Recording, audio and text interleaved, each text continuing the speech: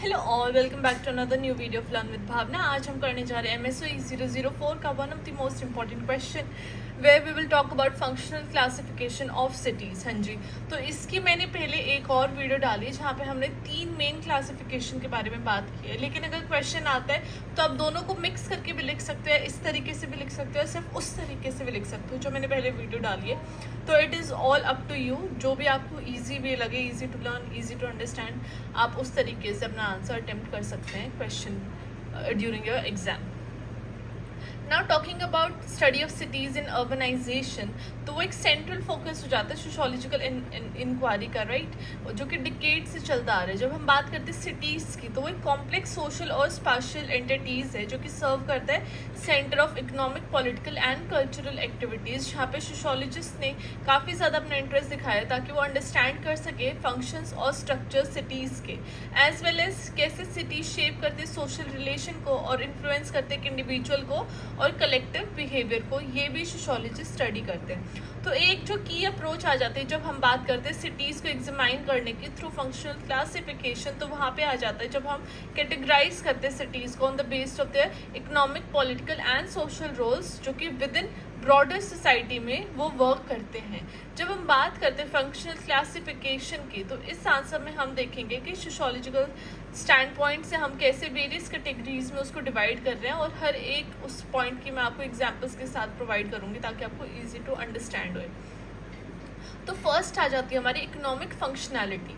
Cities एक crucial role play करते हैं इकोनॉमिक एक्टिविटीज़ में, जहाँ पे वो हब होते हैं for trade, commerce and industry, और वो इकोनॉमिक फंक्शनैलिटी ऑफ सिटीज़ जो है वो क्लासीफाई होती है सेवरल कैटेगरीज में। फर्स्ट आ जाता है हमारा ग्लोबल इकोनॉमिक सेंटर्स, जहाँ पे जो सिटीज़ का जो फंक्शन है वो ग्लोबल फाइनेंशियल और कमर्शियल हब की तरह होता है, जहाँ पे वो सिग्निफिकेंट इन्फ्लुएंस होते हैं ग्लोबल इकोनॉमी में।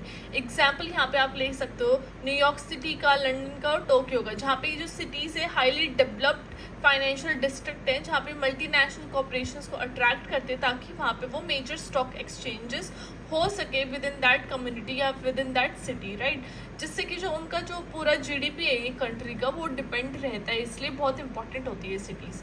सेकंड आ जाते हैं हमारा इंडस्ट्रियल सेंटर्स। इंडस्ट्रियल सिटीज़ कौन से होते हैं? जो कि concentration of manufacturing and industrial activities होते हैं उन सिटीज़ के अंदर, जहाँ पे लार्ज फैक्ट्रीज होते हैं, प्रोडक्शन फैसिलिटीज़ होती है।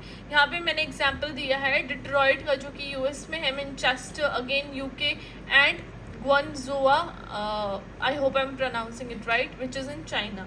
Then ये cities historical एक pivotal role play करते हैं जहाँ पे इंडस्ट्रियल रेवोल्यूशन आया था और इन्होंने सबसे पहले इंडस्ट्रियल रेवोल्यूशन को फील किया था और सिग्निफिकेंट इकोनॉमिक ग्रोथ आई थी due to their manufacturing sectors, right. Raw material लेना सस्ते में एंड देन एक फाइनल प्रोडक्ट बेचना in a very like high rate, then उससे क्या है जो इकोनॉमिक ग्रोथ थी इन कंट्रीज़ की वो बहुत ज़्यादा रैपिडली हो रही थी।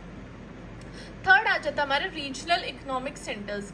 ये जो सिटीज़ है सर्व करती है एज रीजनल इकोनॉमिक हब, जहाँ पे ये गुड्स एंड सर्विसेज प्रोवाइड करती है, एम्प्लॉयमेंट अपॉर्चुनिटीज़ प्रोवाइड करती है। यहाँ पे एग्जांपल्स ले रखे हैं मैंने Atlanta US, Frankfurt Germany and Bangalore India के।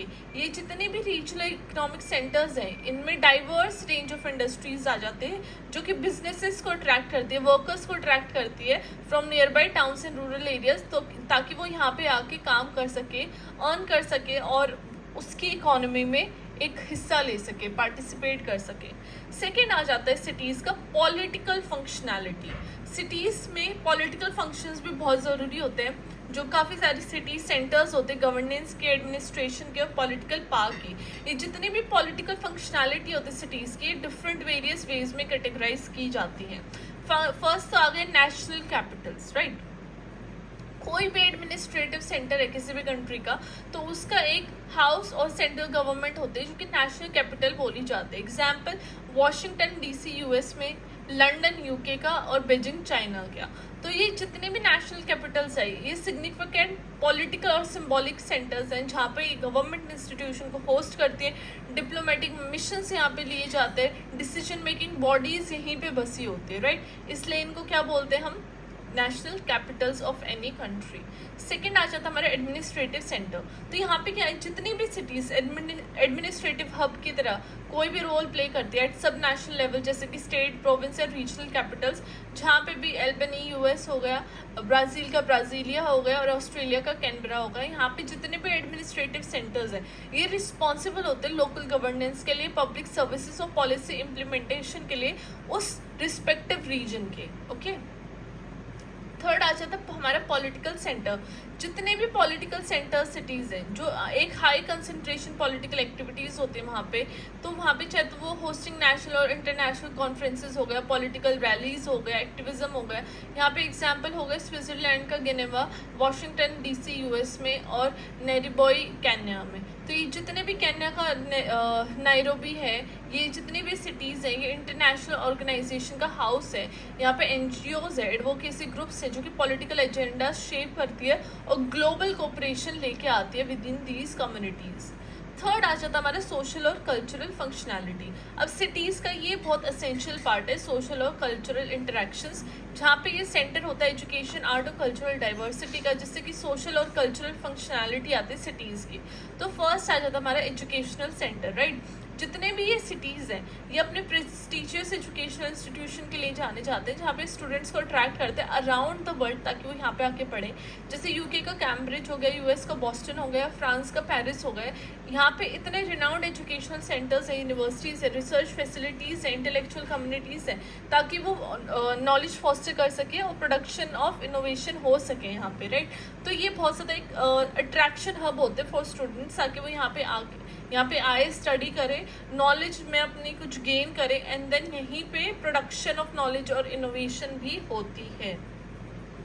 सेकेंड आ जाता है हमारी कल्चरल सेंटर। कल्चरल सिटीज़ के क्या हो गई, वहाँ पे vibrant art, entertainment, cultural heritage होता है, जैसे कि न्यूयॉर्क सिटी यूएस की, फ्रांस की पेरिस और रियो डी जनेरियो ब्राज़ील में।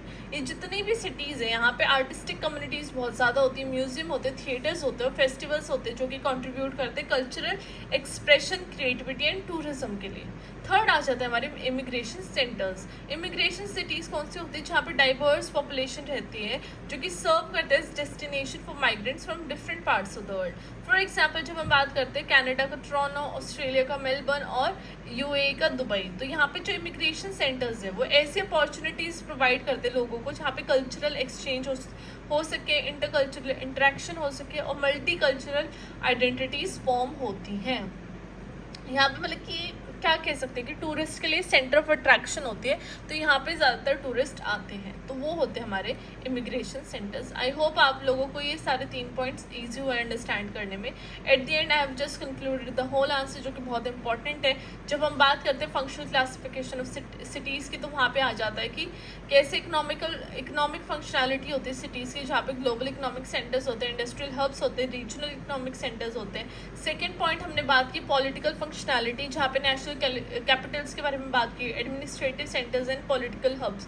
देन फाइनली हमने बात की सोशल एंड कल्चरल फंक्शनैलिटी, जहाँ पे एजुकेशनल सेंटर्स, कल्चरल हब और इमिग्रेशन सेंटर्स की हमने बात की।